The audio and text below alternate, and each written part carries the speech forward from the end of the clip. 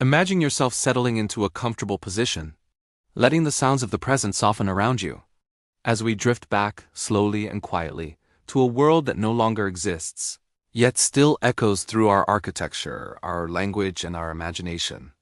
Tonight, we journey into the Roman Empire not to walk among emperors or generals, but to step gently into the hidden corners of everyday life.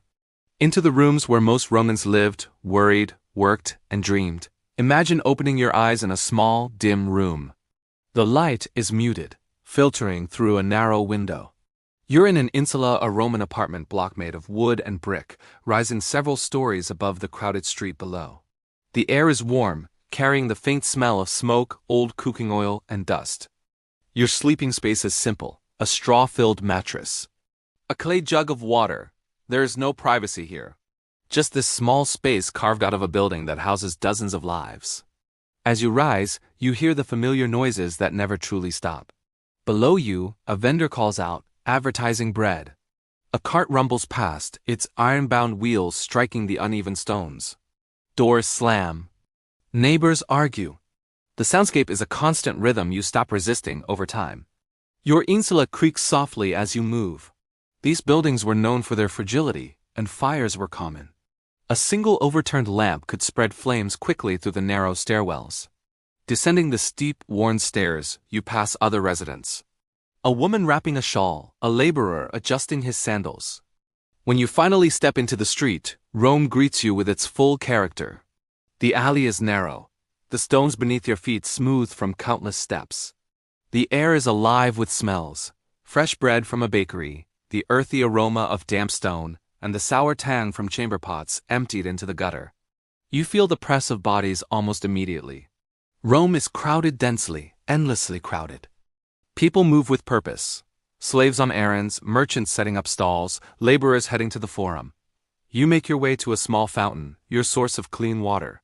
A few neighbors are already there, filling jars and exchanging quiet greetings. The water trickles steadily, clear and cool, one of the few luxuries available to you. Breakfast is simple. A piece of bread dipped in watered wine, maybe a handful of olives. There is no kitchen in your apartment. Most people rely on street vendors. Work consumes your hours. Perhaps you are a porter, a cleaner, or a workshop assistant. The tasks are repetitive, the pay modest, and the days long. As midday approaches, the heat rises. The air grows thick, and shade becomes a precious commodity. Returning to your insula in the afternoon, you feel the building sway almost imperceptibly as you climb. It's just another reminder of the precariousness of your surroundings. Yet there are moments of calm, too. A neighbor gently humming, the soft cooing of a pigeon. Evening brings a brief sense of relief. The air cools and the streets quiet somewhat. Dinner is simple and repetitive, yet comforting, lentils and bread. There's no dramatic entertainment, perhaps a storyteller in the street, or a musician plucking a soft melody. As night falls, your thoughts drift. You're aware of the fragility of your life, the fires, the illnesses, the accidents. But you're also aware of the quiet resilience of the people around you. You return to your small, dark room. Lying down, you listen to the distant echo of Rome, a mixture of life, labor, and unending motion. And slowly, gently, the day fades. Imagine now, shifting your perspective from the narrow stairwells of Rome's crowded tenements to the quieter, more controlled spaces of imperial life. The contrast isn't abrupt. Instead, it moves slowly, like stepping from a bustling street into a shaded courtyard, letting the noise fade behind you while another kind of tension settles gently in its place. In this calmer space, we begin to explore the life of Nero, not with the sensational flair that often surrounds his name, but with a slower, more reflective gaze. Rather than fire and madness, we'll look at the quieter decisions, the small influences, and the gradual shifts in temperament that shaped a young man into an emperor who struggled beneath the weight of his own power. Picture Nero not as the tyrant carved into legend, but first as a child. A boy raised among whispers, expectations, and cautious glances. Imagine him sitting in a dim room within one of Rome's grander estates, listening to adult voices speak around him in tones both reverent and wary. His mother, Agrippina, a woman of immense ambition, stands over him, guiding, shaping, and perhaps overshadowing him. Her presence is firm but calculated, and even the young Nero feels something quietly intense in the way she watches him. His early life is filled with rituals and lessons designed not for an ordinary child but for a future ruler. Tutors instruct him in literature, music, and philosophy, their voices slow and practiced. One can imagine Nero lingering a bit longer over the lyre, finding solace in the gentle plucking of strings, the soft vibrations that seem to soothe something unsettled deep inside him. Even as a child, he might have sensed that sound calm, controlled, was a comfort against the unpredictable currents of imperial politics swirling around him. When Nero becomes emperor at just 17, it is not a triumphant moment in his eyes. It is more like stepping into a room that suddenly feels too large, where every movement echoes. He inherits an empire structured on expectations he barely understands, and he steps into the role under the watchful guidance of advisors like Seneca and Burrus.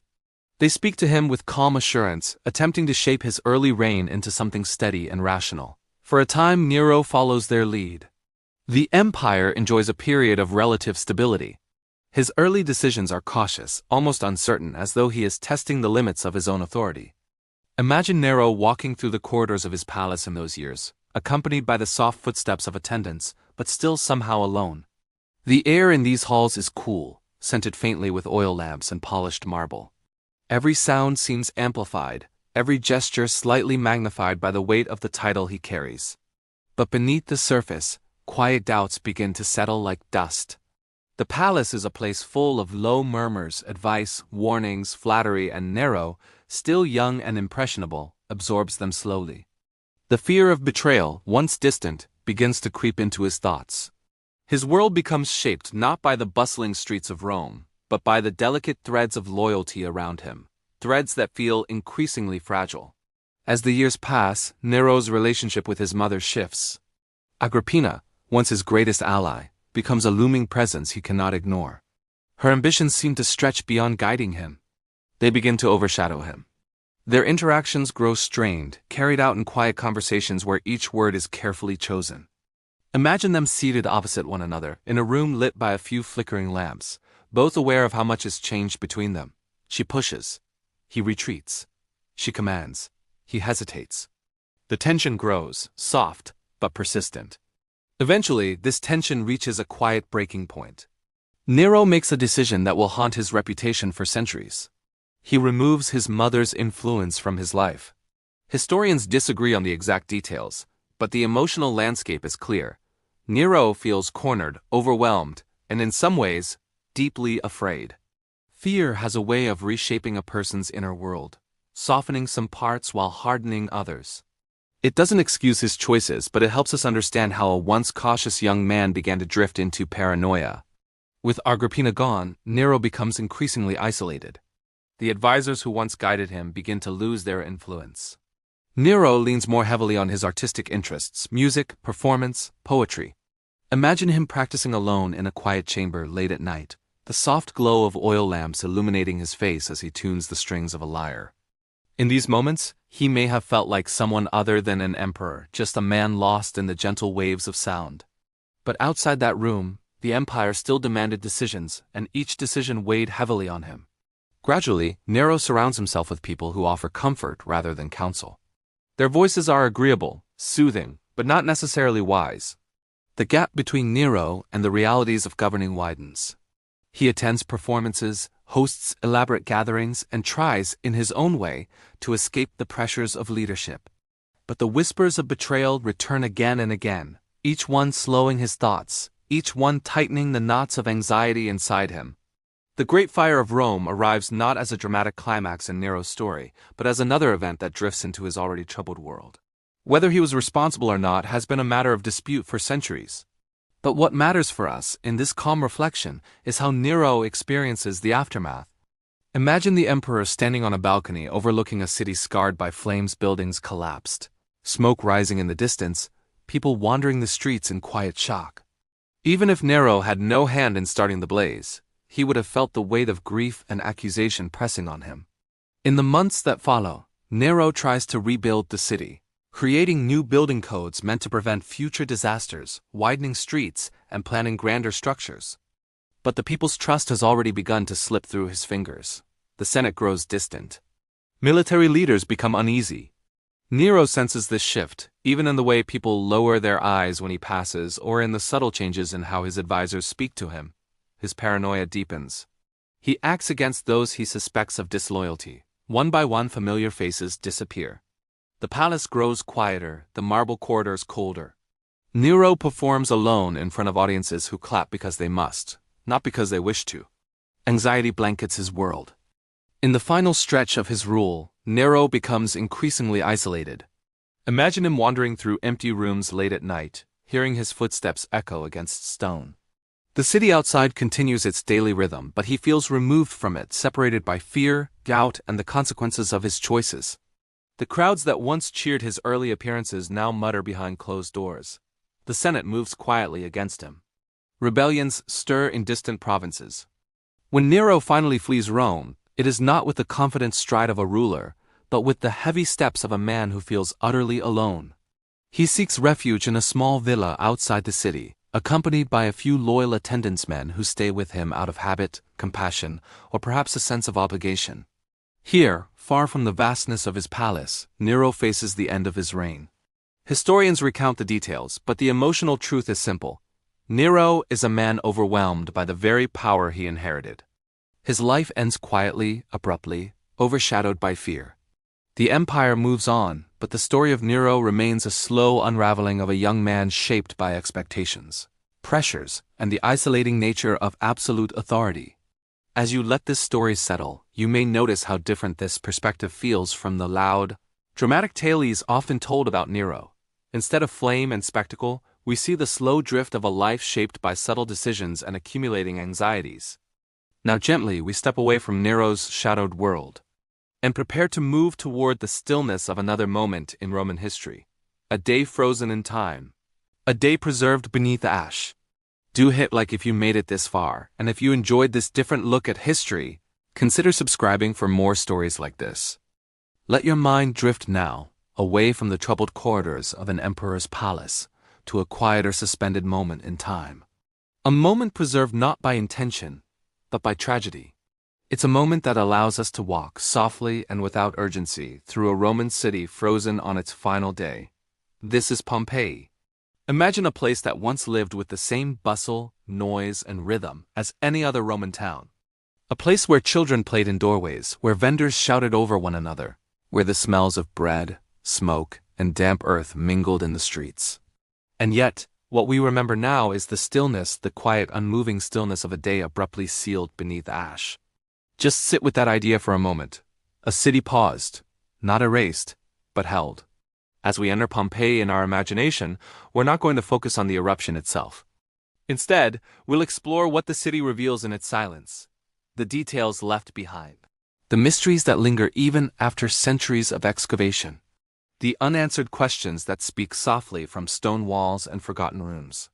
Let's begin by picturing a narrow street, paved with worn basalt stones, smooth from years of footsteps and wagon wheels.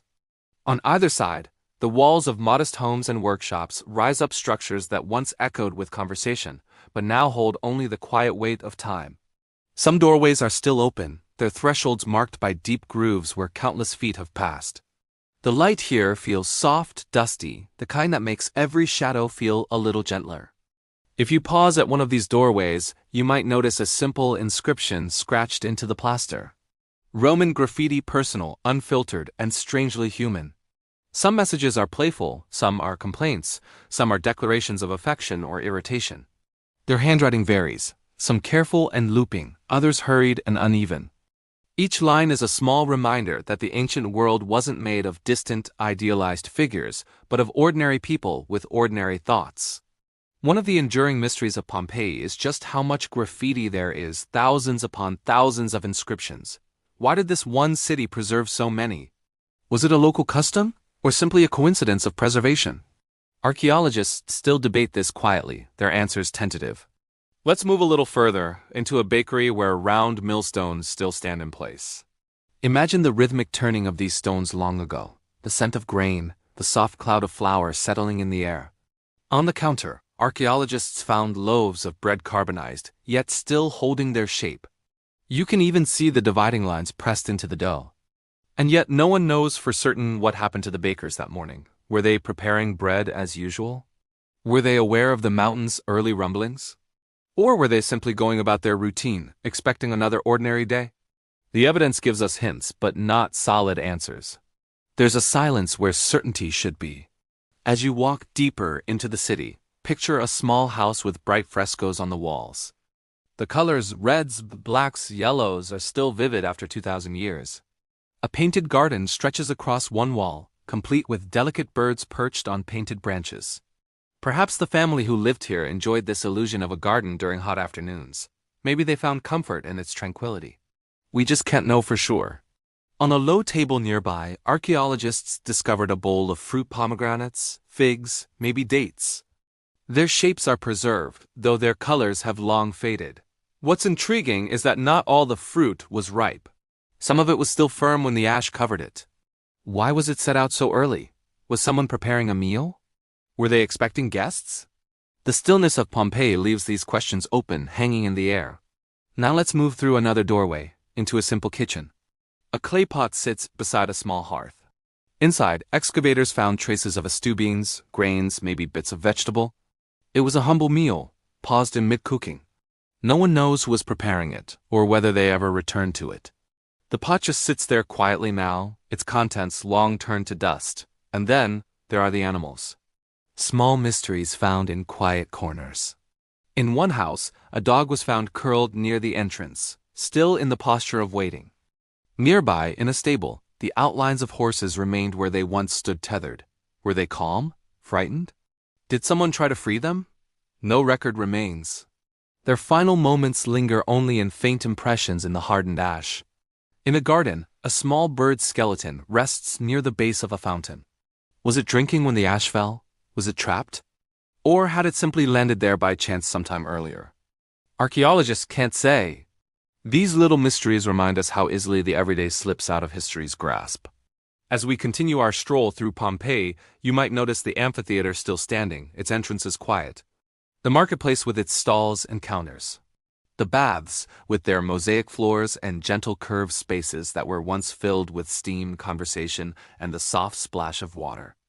The last visitors to those baths left behind sandals, towels, and small personal items. But their stories are gone, replaced with questions that drift like a faint breeze. Even the famous plaster casts, shaped from the voids left in the ash, leave so many uncertainties.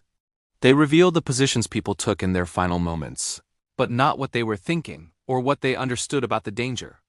Were they seeking shelter? Were they trying to escape? Were they comforting a child or calling out to a loved one? The ash captured their form, but not their inner life. Pompeii's greatest mystery, perhaps, is how an entire day, an ordinary day, beginning with ordinary routines, became a permanent snapshot. A city caught not in its peak moments, but in its quiet ones. A bowl left on a counter, a pet waiting at a doorway, a scribbled message on a wall, a loaf of bread cooling too early in the morning. There is something strangely peaceful about this preserved silence. It is a kind of gentle reminder of how much of history is built not from grand events, but from small, everyday motions that rarely leave traces. Pompeii left them not by intention, but by accident, and in doing so, it lets us wander through a world that feels suspended between life and memory. As we step softly out of the city's stillness, let the dust settle behind you. Ahead lies another contrast, not frozen time, but carefully curated luxury. Not the cramped rooms of the poor or the anxieties of an emperor, but the spacious calm of a patrician villa. Thanks for joining me on this journey through Pompeii's silent mysteries. Allow your thoughts to drift now, away from the silent, ash-covered streets, and toward a place designed not for survival, but for comfort, not for crowds, but for calm. We re-stepping into a patrician villa, one of the serene sanctuaries where Rome's elite cultivated a life defined by spaciousness, ritual, and quiet privilege. Imagine approaching this villa as the early morning light begins to soften the landscape. The air is cooler here than in the crowded city, carrying the faintest notes of greenery and distant incense. Instead of narrow alleys and the restless hum of urban life, you hear the steady rhythm of water flowing through channels, the muted chirping of birds nestled in the eaves, and the soft rustle of leaves moving gently in a cultivated breeze. You pass through a grand but understated entrance, A heavy wooden door framed by pale, smooth stone, and step into the villa's atrium. Light pours in through the compluvium, the central opening in the roof, falling directly onto the shallow pool below, the impluvium, where rainwater collects. The reflection of the sky dances quietly across the frescoed walls, creating a sense of fluid motion even in perfect stillness. Every sound here is softened, as if the villa itself absorbs the sharpness of noise. The air is scented faintly with oil, perhaps olive or laurel, and with the subtle aroma of polished wood and stone. The floor beneath your feet is cool, made of smooth tiles or carefully arranged mosaic pieces that form patterns meant to soothe the eye rather than overwhelm it with extravagance. Servants move silently around the perimeter, their presence almost unnoticed, trained to maintain the villa's profound tranquility. Their footsteps are whispers, their movements a choreographed dance of service. Beyond the atrium lies the peristyle garden, one of the villa's most cherished spaces. Let's step into it slowly. The garden is enclosed by shaded porticos, their columns rising like calm, silent sentinels. The central space is filled with neatly trimmed shrubs, small, delicate flowering plants, and carefully shaped trees.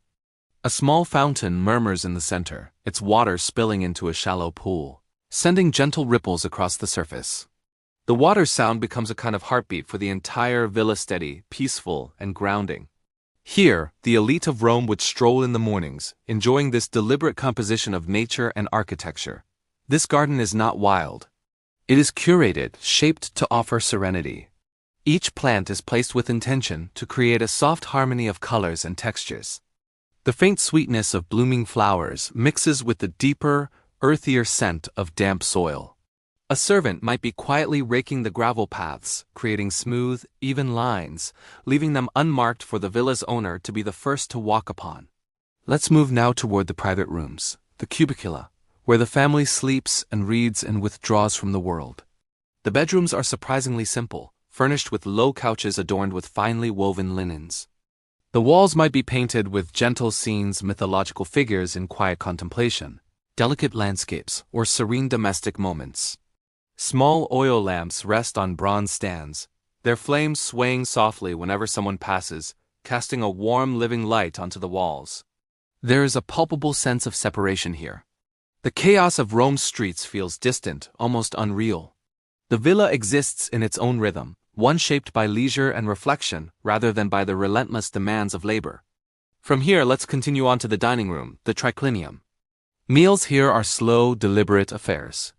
These are not quick bites, but long, multi-course experiences, served gradually and accompanied by soft conversation rather than hurried chatter. Slaves bring in platters of fruits, olives, freshly baked bread, or delicately prepared fish, moving with practiced grace so as not to disturb the villa's peaceful cadence. Wine is poured in measured amounts, often diluted with water, meant to accompany a meal and elevate the conversation, rather than overwhelm the senses. Imagine sitting here during the early evening, the lamps flickering softly, the scent of cooked herbs and spices lingering in the air. Outside, the sun lowers, casting warm, muted tones across the peristyle garden. Now let's move toward the baths, one of the most treasured spaces in these elite homes.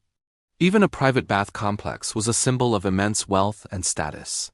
As we enter, the air grows warmer and moister. Water flows gently, almost silently, into stone basins. You can feel the change in atmosphere. A coldarium, the hot room, offers a pocket of intense heat, like a comforting embrace that deeply relaxes the muscles.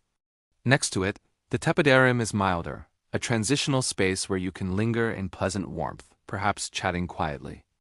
Each room is designed to slow the body's pace, to encourage gentle reflection and the release of tension. Elite Romans followed these bathing rituals not merely for hygiene, but as a kind of daily meditation, a routine that soothed both body and mind. Servants attend to every need. They keep the fires burning, the lamps filled with oil, the towels fresh, and the scented oils ready. The walls of the bathhouse echo not with loud voices or laughter, but with quiet conversation or even comfortable silence. The baths embody the very essence of elite life. Structured, intentional, and profoundly serene. Beyond the baths, we might find the villa's library or study, the tablinum, often scented with the distinct aroma of papyrus and warm wax. Wooden shelves, or capsi, hold scrolls of poetry, philosophy, and history. Here, the master of the house, the paterfamilias, might read in the soft afternoon light, the occasional breeze from the garden stirring the edge of a scroll. A scribe might sit nearby on a simple stool, copying a text with steady, measured strokes of his stylus. The atmosphere is contemplative, unhurried, and deeply personal. This is a space for the mind, a sanctuary for thought. Finally, let's imagine stepping out into the villa's outer gardens or orchards. The space widens here, becoming less formal than the manicured peristyle. Olive trees, their leaves shimmering silver in the sunlight, stand in quiet, orderly rows. The earth is soft beneath your feet. In the distance, a servant tends to the plants, moving slowly and methodically to avoid disturbing the stillness. This entire environment, the quiet fountains, the shaded walkways, the private baths, the contemplative study, the productive gardens, serves a single overarching purpose: to create a separation from the demands of the world. To offer a sanctuary where life unfolds at a slower, more deliberate pace. It is a profound contrast to the tensions of imperial politics in the Forum. It stands in opposition even to the bustling, vibrant heart of Rome itself. As you take one last look at this villa's calm, ordered landscape, consider how this world represents only a tiny fraction of Roman society. The daily rituals that marked the passage of time with predictable comfort and grace. This was the slow luxury of the Roman elite. Now gently, we prepare to leave this world of quiet privilege. Ahead lies the final part of our journey, a soft reflection drawing together all we've seen tonight, easing us back into the comforts of our own present moment. Moving on to the final part. But, if you've enjoyed this exploration, please consider liking this video and subscribing for more travels into the past. As our quiet journey through the Roman Empire comes to a close, let your thoughts settle gently across the landscapes we've explored. From the cramped insula where daily life unfolded in constant noise and motion, to the shadowed psychology of a young emperor who carried the weight of a vast world on unsteady shoulders. Almost deliberately. Each of these spaces, however different, was part of the same vast tapestry of Roman life. A world shaped by contrasts, chaos and order, hardship and ease, fear and serenity. What stands out most, perhaps, is how familiar these rhythms can feel even across 2,000 years. The hum of a crowded street, the pressure of expectations, the comfort of small rituals, the longing for silence. Whether at the bottom of the ladder or near the top, Romans lived lives marked by the same subtle patterns that shape our own days. As you ease back into the present moment, imagine the sounds of ancient Rome fading slowly, like footsteps retreating down a long stone corridor. The murmurs of the insula quiet. The heavy echoes of Nero's palace drift away. The stillness of Pompeii recedes into distant memory. The soft fountains of the villa become a faint whisper. You are left with only the gentle rhythm of your own breath. Steady, unhurried. Familiar. History often feels distant, full of dates and monuments. But when we look more closely, more quietly, we find the traces of ordinary people living ordinary days. Their struggles, their routines, and their small comforts remain as reminders that the past is not a foreign place, but a mirror held at a different angle. As you settle deeper into rest, let the weight of the ancient world fall away. Feel the softness of your surroundings, the ease of modern comfort, the peaceful certainty that you are safe and warm. The past has done its part tonight, offering a slow, calming drift through time. Now you can let your eyes close, if they haven't already. Let the remaining thoughts dissolve gently. And let sleep come to you at its own pace. Soft and unforced. Thank you for joining this quiet journey through the Roman Empire. Rest well.